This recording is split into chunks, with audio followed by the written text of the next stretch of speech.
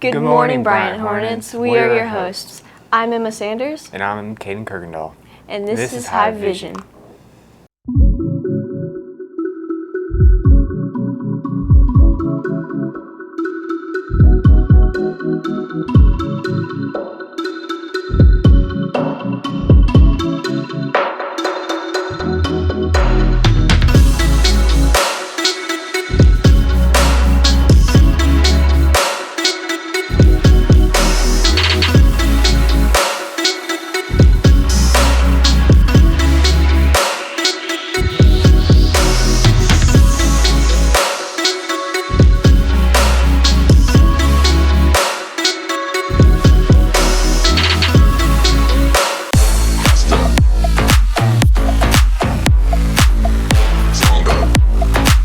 There will be no school on January 19th for Martin Luther King Jr. Day. Students, for those who don't know, we have a leadership team hosting Saved by Faith in the White Box every Thursday. There's free donuts, so stop by sometime and join in. There's Atlas interim testing this month on January 27th and 28th, and continuing the following week on February 23rd and 4th. Those who do well on their test will be able to go to the incentive on February 18th. Following the auditions that were held on December 13th, the kids who made the All-Region Band will be performing at the clinic, which takes place on January 23rd from 4 to 9 p.m. and the 24th from 8 a.m. to 2 p.m. There will be a spelling bee held on January 21st during second period in the library. We hope you all had a good break. 2 weeks off? That's amazing. Yeah, I got to sleep in a bit more and I had a great Christmas. But after returning, it feels a bit different. Let's take a look at the effects of Christmas break on students. Hello, I'm Catalina Sluice, and many believe students leave for Christmas break and come back completely different. But is this true? Oh, definitely. Students are going to act differently because they're out of their routine. They've been gone for 2 weeks. The week before school lets out, there's lots of out of the ordinary activities, from class parties to assemblies to class movies. And so when they come back, there's that learning curve of coming back and getting back into routine. A lot of it boils down to, at this age group, they're constantly chasing dopamine in the form of television or being online, social media, things of that nature. And coming off that dopamine plateau is really hard to do when you come back into the classroom. And many teachers have their own ways of getting students back on track. We just do normal class routine like normal. We may go a little slower on that first day back just because they haven't played their instrument for 2 weeks. But by the next day, we're on normal flow. But what do teachers think about Christmas break, even with the change in behavior? I noticed a great change in students when they came back from Christmas break. I believe we really all needed a break. We needed to get away, we needed to kind of recharge. This is a very overstimulating place. Back to you, Kirkendall and Sanders. Thank you, Caden and Catalina. As we mentioned earlier, there's testing coming up. Here's a quick word from Daniel and Elin for preparing on testing. Hi, I'm Daniel. As testing is coming up, students should be prepared. Let's take a look at how.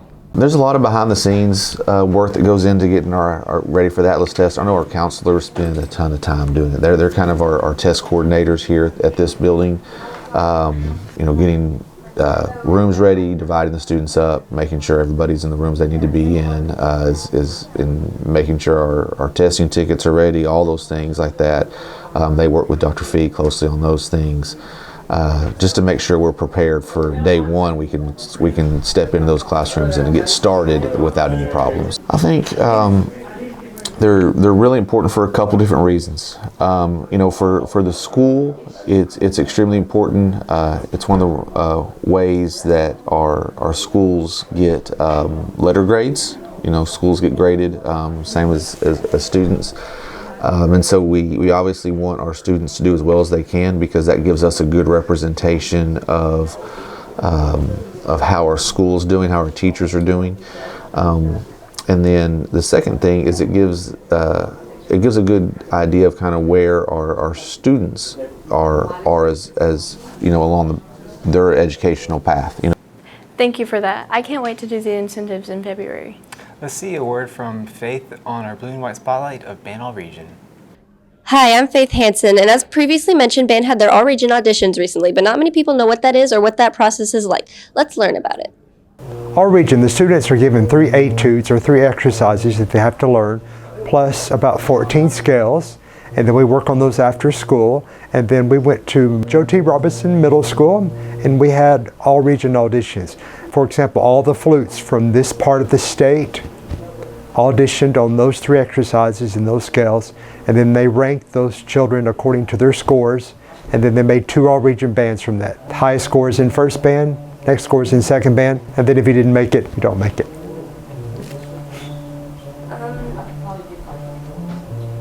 Is there anything that you would add on like how it works? And then all-region clinic in the middle of January. All those kids who made the first or second all-region band will meet and learn a concert in a few hours of practice. They'll practice on a Friday afternoon and Saturday morning, then give a performance on Saturday afternoon. For all region, I made first band, 7th chair. I was pretty happy about it. I felt like I could have done better, but overall it was nice. Overall, it's a really stressful process, but once it's done, it's very relieving, and it's even more encouraging to see results.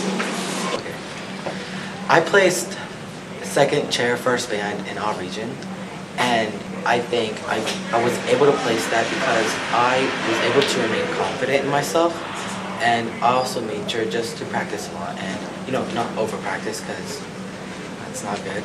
At first, I wouldn't say I was upset, I just wasn't as excited because, second place sometimes feels like you're really close to winning and, you didn't get that. But, over time, I looked at the results with my friends, so I was able to, feel better and more confident about how and why I placed. Great job on the all-region bands who made it. I hope y'all did good on the clinic. Now to sports. Let's hear from Caroline, Emerson, and Avon on track season. The 2026 track season has begun. Teams are practicing to prepare for the unfolding of the season. Here's a word from Coach Bradbury about her thoughts on what's to come for her team. I coach the 8th grade girls white team. We start practicing in January. We don't have meets till March and it goes through April. My team, their tryout times were really good, so I have high hopes that we're going to have a really strong team. However, you never know what our competition is going to be like, so it all depends on the other team's competition, but I feel pretty strongly about this team this year. Goals are all personal goals for each girl, so I want them to try to PR each meet and try to be faster in the last meet than they were in the first meet. The teams will participate in an array of activities, including sprints, relays, jumps, and throwing events. Now let's hear from Coach Hazlip about his team's future. Coach the 8th white boys.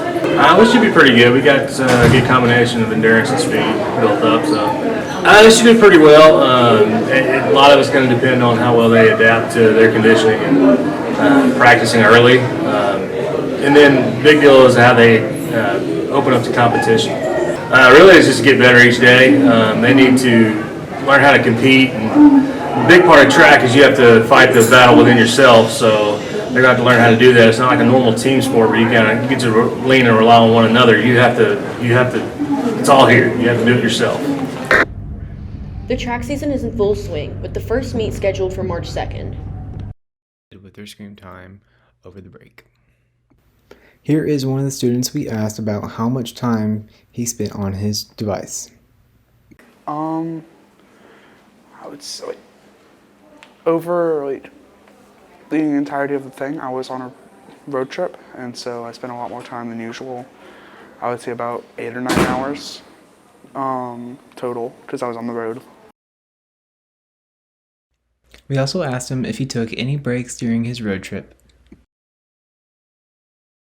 I did have breaks. It was mostly for gas stations, stuff like that. Or just my eyes would get tired, and so I would put away the phone for a bit. Students took a survey over the winter break about what devices they used, and phones was 102, PC and computer was 15, gaming console was 18, TV was 12, and tablet was 10. Students took a survey about how long they were away from their screens. 1 to 4 hours for 93 students, 5 to 8 hours for 64 students, and 10 to 15 hours for 5 students. Students took a survey on what they did on the screens over winter break. TikTok had 47 students, video games had 54, talking to friends had 23, watching movies and shows had 69. Wow, that's very interesting. Back to New Year's, a word from Ace and Mason about how to stick to your New Year's resolutions. Hello, my name is Ace Bradley. Many people make New Year's resolutions but can't stick to them. But how could we stick to them? Now let's see our school counselor's opinion on why people give up on their New Year's resolutions so fast. I think people give up on their resolutions quickly because it's not part of their day-to-day routine, and so it's not an established habit. And so even though they have the best intentions going into it, it's not something that they're used to doing, and so it becomes easy to just let it, fall off of that priority list. Many other things take priority over resolutions. Let's see what these might be. Their normal needs, right? Or like, say, they have to do something for their children, or they have to do something for work, and they always put those other things before their own self-care, which is not necessarily a bad thing, but when it becomes not as equally important as their promises to themselves, those promises become second best. Many people make resolutions, but many don't stay committed. Whether it's scheduling a class somewhere, or making plans with a friend or a coworker so that way you can do the buddy system and help each other be responsible. Oftentimes people use social media to kind of use an online journaling system for photos or progress or things like that. But other resolutions could be like reading more books or making more time to be outside, and so there's a multitude of options to hold yourself accountable. But I think that something I've looked into this year is a visual. So, for example, if I compare my New Year's resolution, is just to make more time for myself outside of my family and work, because it just helps my mental clarity. But what it is it's basically a color by number, but I color in a slot each day, and then by the end of the year it'll make this really nice artwork. So that's just something that's been working for me so far, and I'm 13 days in now, so. Sometimes people need advice, but where can they go? Well, as far as students go, they can always come in here to the counseling center. We are big fans of helping kids lay out their ideas and plans for the future. Depending on what their goals are, like if you mean like the gym, they can go and sign up for, say, maybe they're overwhelmed and they don't want to commit to the whole year. Well, there are different programs that you can sign up for a month, and then if I feel like, going back to your earlier question, if you start small, then the year doesn't become so overwhelming. So things like that, and just looking into whatever your personal resolution might be, and just one step at a time. Back to Kirkendall and Sanders. Thank you, reporters. I'll definitely meet my goals this year.